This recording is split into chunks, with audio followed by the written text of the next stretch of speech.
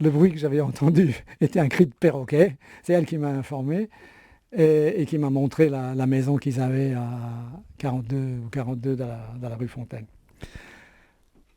Pendant que nous vivions à Paris avec Marie-Claude, avant l'Ardèche, cet épisode du Sud que je viens de raconter, on avait décidé, après 2 ans de Paris, au milieu de Paris, de quitter le centre de la ville et d'aller nous installer en banlieue.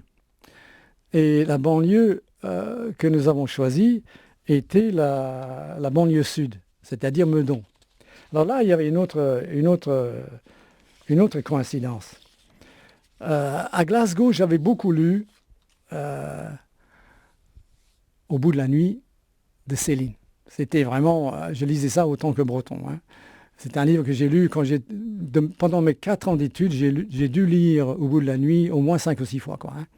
Donc j'avais ça, sinon par cœur, je le connaissais très bien. Et nous sommes arrivés à Meudon, ça devait être 61 par là, pour apprendre que Céline avait vécu à Meudon et venait juste de mourir. Là aussi, il y avait quand même une sacrée coïncidence. Quoi, hein. Alors, Céline sent encore aujourd'hui le souffre dans beaucoup d'esprits. Hein. Je passe rapidement sur ses aberrations et sur ses obsessions. Je passe rapidement là-dessus parce que c'est un autre Céline qui m'intéresse. C'est Céline qui parle des rythmes du monde et d'un poème inouï qu'il a envie d'écrire. Et le bougre savait vraiment écrire. Il a un rythme, il a un style que j'aime énormément. Lui, il l'appelait sa petite musique. Bon, un exemple. Alors, je cite Au bout de la nuit. Alors, j'ai été m'accrocher en banlieue, mon genre, à la Garenne-Rancy. Là, dès qu'on sort de Paris, tout de suite après la porte Brancion. Il y a là un rythme qui me touche au plus profond. À un moment donné, je m'appelle Louis Armstrong, qui connaissait quand même ce que c'était que le rythme. Il y a une dame américaine qui lui a demandé ce que c'est. Monsieur Armstrong, qu'est-ce que c'est que le rythme? Et il a dit, Madame, si vous ne le connaissez pas, c'était quand même une femme d'une 40aine d'années. Si vous ne le connaissez pas maintenant, c'est pas moi qui vais l'apprendre. Alors, les gens qui ne savent pas apprécier le rythme de Céline, je n'ai rien à leur dire en quelque sorte.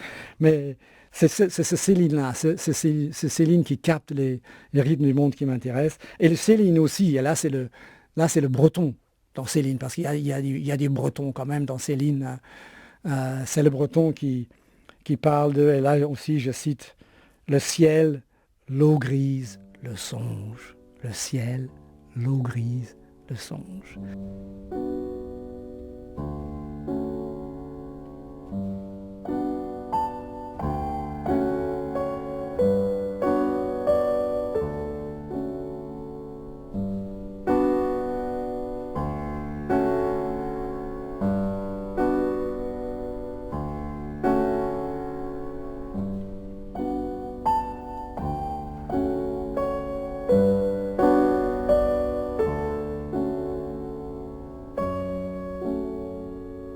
Kenneth White. Tout le long de ce livre, justement, je parle de ces coïncidences, quoi, hein, de rencontres, quelquefois de rencontres manquées, mais qui se retrouvent sur un autre plan. Hein. Et puis, à un moment donné, après un retour en Écosse, avec Marie-Claude... Là, vous aviez écrit des livres, on prend l'année 61, ouais. Vous aviez écrit quelque chose. Est-ce que ces gens-là, ces personnes-là, ils vous ont dirigé géographiquement, dirait-on? Est-ce qu'ils vous ont dirigé vraiment intellectuellement pour votre début de carrière, Kenneth White? Ah, il y a sûrement une influence. Hein. Et quand il y a influence, c'est que le terrain est prêt aussi. Il y a les deux choses. Hein.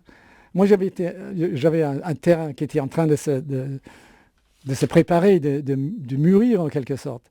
Et tous les gens que je lisais pendant mes années d'étudiant et avant mes années de lycéen ont évidemment nourri ces terrains. Que ce soit Nietzsche en philosophie, que ce soit Céline, Breton et d'autres en littérature. Oui, bien sûr. Hein. On ne vit pas sans influence. Les gens qui disent « Ah, moi je ne lis rien parce que je veux être moi », c'est des gens qui n'ont rien compris. Hein. On ne vit pas sans influence. Il faut choisir les bonnes, c'est tout. Mais ça, on apprend aussi au fur et à mesure. Non, tous ces gens m'ont donné énormément.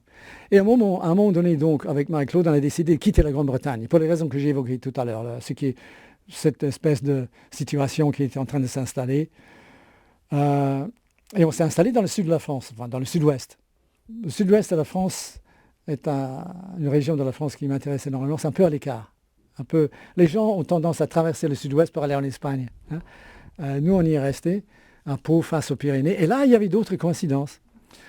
Parce qu'il y a un Français qui m'avait beaucoup intéressé quand j'étais étudiant à Glasgow, me venait d'évoquer des choses géographiques.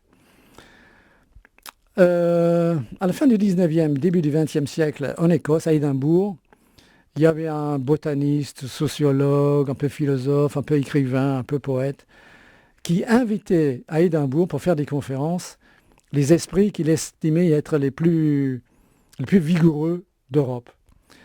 Et entre eux, il y avait un géographe qui s'appelle Élisée Reclus. Donc, je crois qu'à cette époque-là, je devais avoir un volume de la géographie universelle de Reclus qui contient 19 volumes. Maintenant, j'ai la totalité. Hein, parce que vous les lisez d'ailleurs de temps en temps, je crois que vous le réouvrez. Je les rouvre fréquemment. Fréquemment.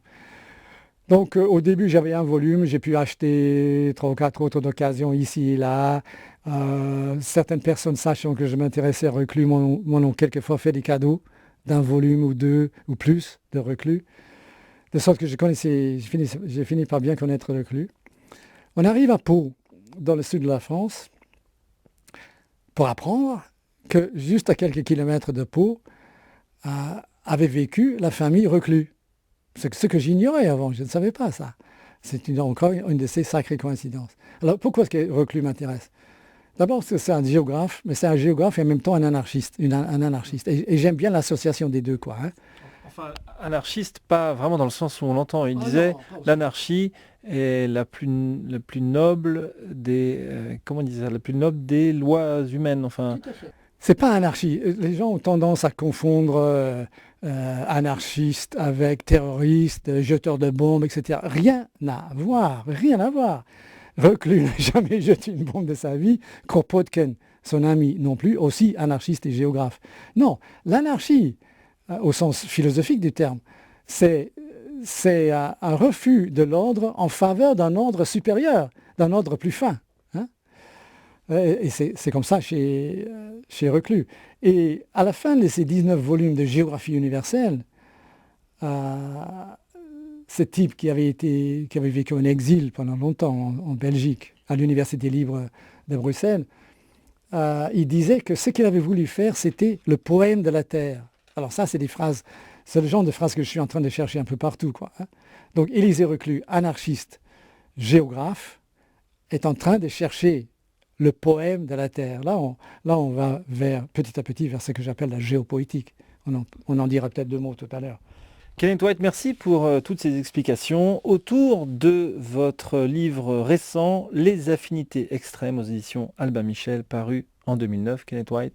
Avec plaisir. Quand vous voulez.